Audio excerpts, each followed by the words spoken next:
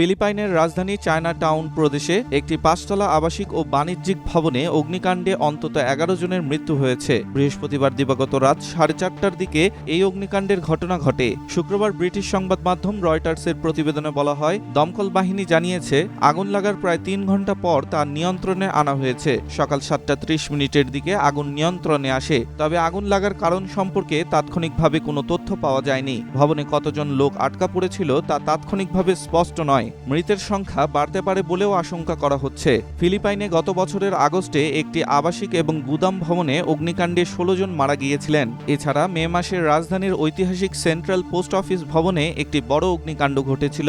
২০১৭ সালেও দক্ষিণ দাভাও শহরের একটি শপিং মলে আগুন লেগে ৩৭ জন কল সেন্টার এজেন্ট এবং একজন নিরাপত্তা কর্মকর্তা নিহত হয়েছিলেন। ডেস্ক রিপোর্ট, স্টার সংবাদ।